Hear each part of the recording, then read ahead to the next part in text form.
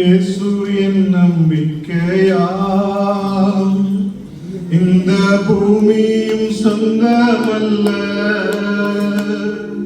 இயேசு என் நம்பிக்கையாம், இந்த பூமியும் சொந்தமல்ல. பரிசுத்த சிந்தையுடன் இயேசுவை பின்பற்றுவேன். பரிசுத்த சிந்தையுடன் இயேசுவை பின்பற்றுவேன்.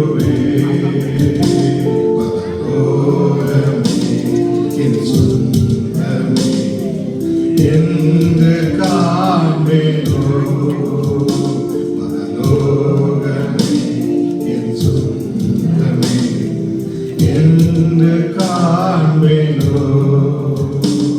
என் இன்ப இயேசுவை நான் என்று காண்பேனோ. பரலோகமே என் சொந்தமே என்று காண்பேனோ. ஓட்டத்தை ஜெயத்துடன் நானும் ஓடிட அருள் செய்வார். ஓட்டத்தை ஜெயமுடன் நானும் ஓடிட அருள் செய்வார்.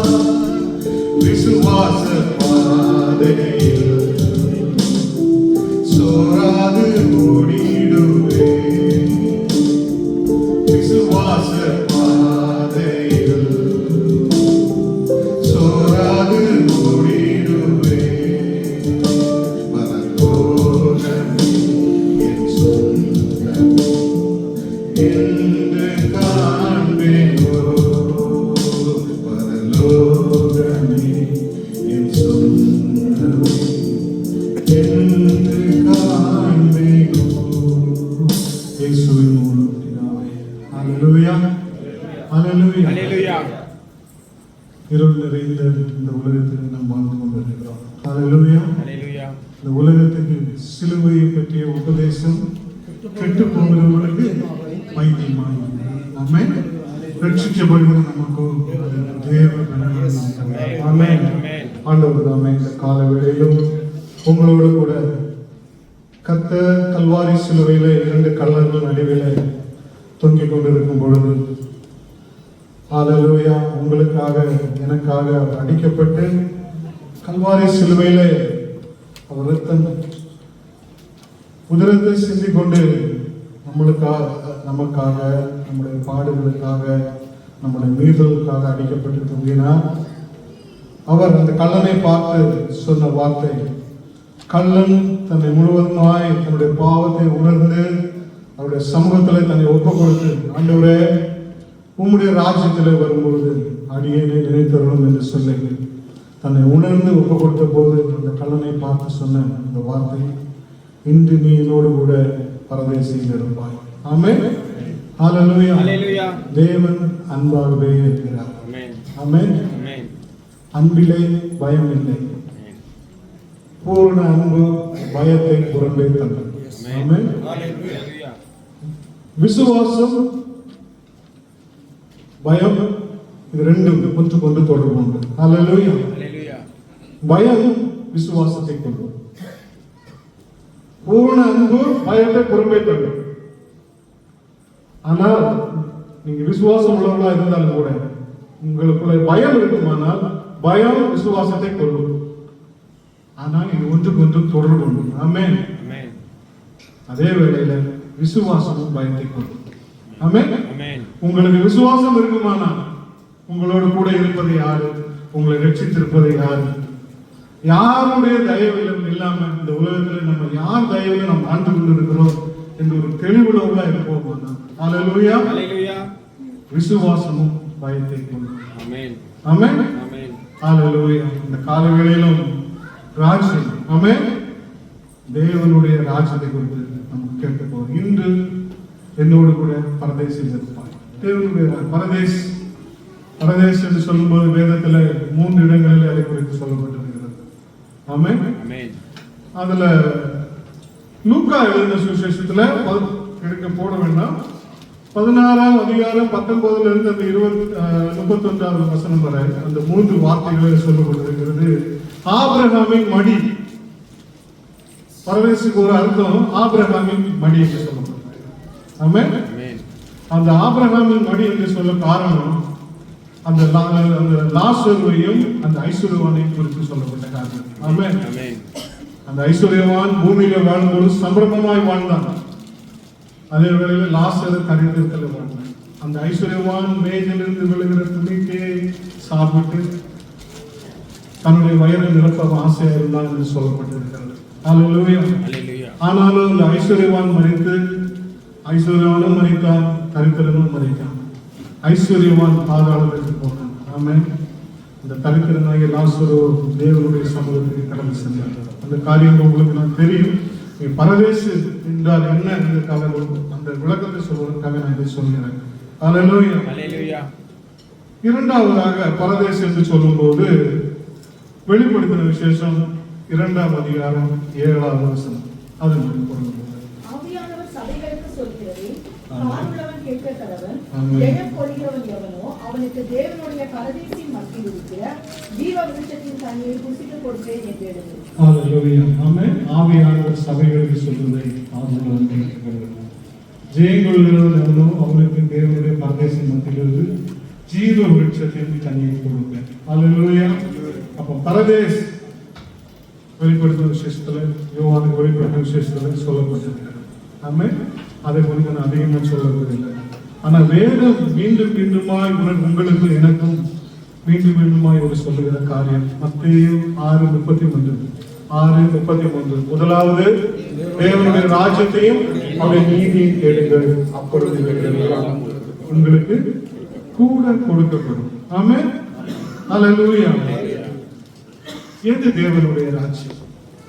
தேவனுடைய ராஜ்யம். இந்த வசனத்தை மட்டும் போடுங்க. ரோமன்ஸ் 14:17. ரோமர் 14:17. தேவனுடைய ராஜ்யம் புசிக்கும் குடிக்கும் அல்ல, அது நீதியும் சமாதானமும் பரிசுத்த ஆவியினாலே உண்டாகும் சந்தோஷமும். அல்லேலூயா. அல்லேலூயா. வேதம் திரும்ப திரும்ப சொல்லுகிற காரியம் முதலாவது தேவனுடைய ராஜ்யத்தையும் அப்படி நீதியும் கேட்டுங்க, அப்பொழுது இவை எல்லாம் உங்களுக்கு கூட கொடுக்கப்படும். தேவனுடைய ராஜ்யம் புசிக்கும் குடிக்கும் அல்ல, அது நீதியும் சமாதானமும் பரிசுத்த ஆவியினாலே உண்டாகும் சந்தோஷமும். அல்லேலூயா. எது நீதிங்க? எது நீதி? எது நீதி? ஜெபிப்பது நீதி, ஆராதனைக்கு வருவது நீதி, கர்த்தருடைய கற்பனைகளை கைக்கொண்டு நடப்பது நீதி. ஆமென். அல்லேலூயா. சபை முழுவதும் சபை அங்கத்தினர் வந்து நிரம்பி இருப்பதனாலே நம்ம ஆண்டவரை இம்ப்ரெஸ் பண்ணவே முடியாது. அல்லேலூயா.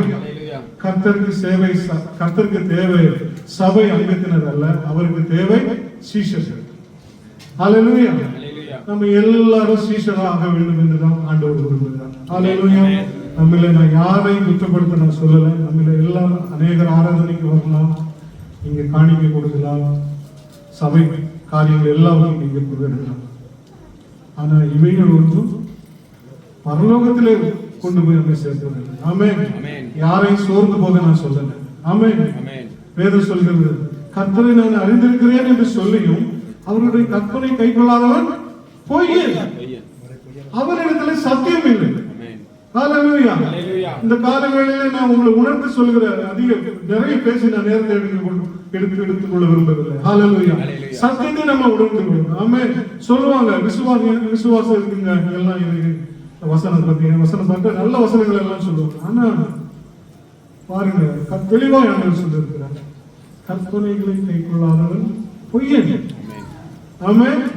கர்த்தருக்கு பயப்படுங்க நீங்க சொல்றீங்க, ஆனா அந்த பயம் உங்களுக்குள்ள இல்ல. இனியும் நீங்க விட வேண்டிய காரியங்களை விடல, இனியும் மறைமுகமான பாதத்திலே இருந்துகிட்டு இருந்தீங்கன்னா நீங்க உங்களையே ஏமாற்ற முடியும். அல்லேலூயா. அந்த ஐஸ்வர்யவான் பாருங்க, அவனுக்கு குறை ஒன்றுமே இல்லை, ஆனா தேவையானது ஒன்று, அதை அவன் விட்டுட்டான். அல்லேலூயா. சரீரத்திலே சம்பரமாய் வாழ்ந்தான். ஆமென். நாம இந்த கால வேளையில வெட்கப்பட்டு போக கூடாது. இந்த கள்ளங்களுக்கு நிலைமையை நான் சொல்ல வருவதற்காக நான் தேவனுடைய ராஜ்யத்தை குறித்து நான் உங்களுக்கு சொல்றேன். ஹல்லேலூயா. ஹல்லேலூயா. கல்வாரி சிலுவையிலே மார்க்கும் லூக்காவும் ஆண்டவருடைய இரண்டு பக்கத்திலே அந்த சிலுவையில் அறையப்பட்டவர்களை கள்ளர்கள் என்று விவரிக்கிறார். ஆனால் லூக்காவில் அவரை குற்றவாளி என்று தான் எழுதியிருக்கிறார். அல்லேலூயா, ஆமென். அந்த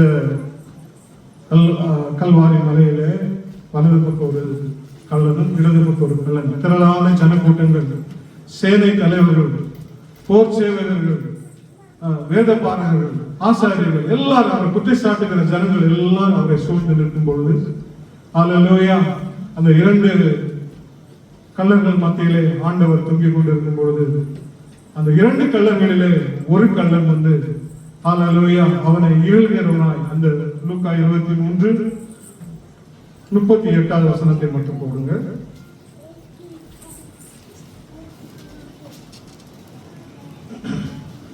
அங்கேயும் சிலுவையில் அறையப்பட்டிருந்த குற்றவாளியில் ஒருவன், நீ கிறிஸ்துவானால் உன்னையும் எங்களையும் ரட்சித்துக் கொள் என்று அவரை இகழ்ந்தான். அல்லேலூயா. அந்த இரண்டு பேர்ல ஒருவர் என்ன சொல்றார்? கிறிஸ்துவானால் உன்னையும் எங்களையும் ரட்சித்துக் கொள். ஆமென். ஆனால் அது மறுபக்கத்தில் இருந்த கள்ளன், அல்லேலூயா, ஆமென், அவன் பேசுவதை பார்த்து அவனை கடிந்து கொண்டு ஒரு காரியத்தை சொல்கிறதை நாம் பார்க்க முடியும். அல்லேலூயா.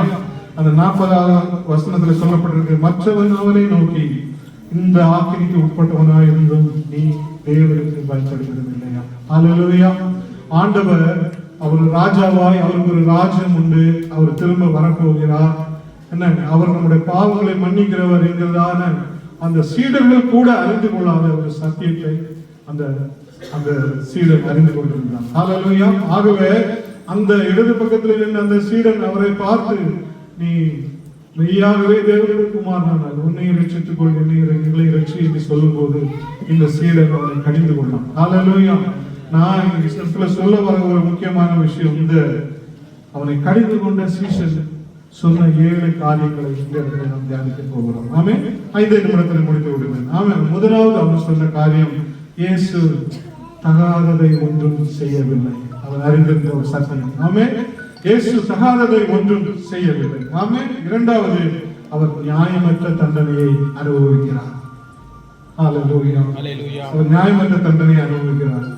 மூன்றாவது, தன்னோடு தொங்கும் இயேசு பரலோக ராஜ்யத்தின் அதிபதி என்று அறிந்திருந்தார். ஆமென்.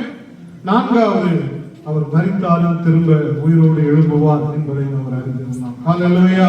நான்காவதாக, தமது ராஜ்யத்தை ஸ்தாபிக்க திரும்பவும் அவர் ராஜாவாக வருவார். அல்லேலூயா. ஆமென்.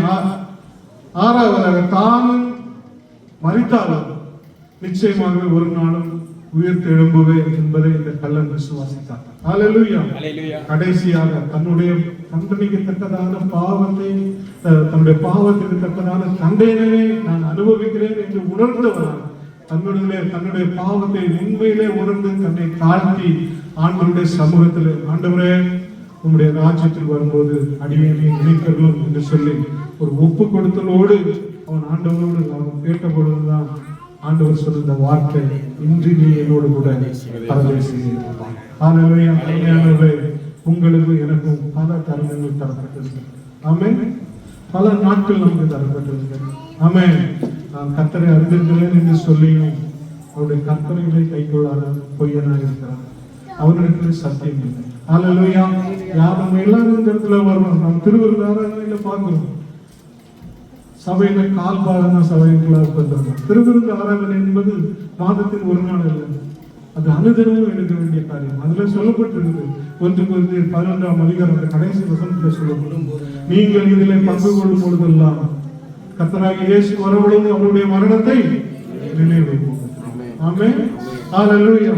ஆகவே அந்த நிச்சயத்தோடு கர்த்தர் கொடுத்த இன்று என்னோடு கூட பரதேசிலே இருப்பாய் என்ற அந்த வார்த்தை வந்து, அல்லேலூயா, அவன் உணர்ந்தவனாய் அவன் சொன்ன, ஆண்டவரே, அல்லேலூயா, ஆண்டவருக்கு நன்றி செலுத்தி சொன்ன வார்த்தை. ஆமென்.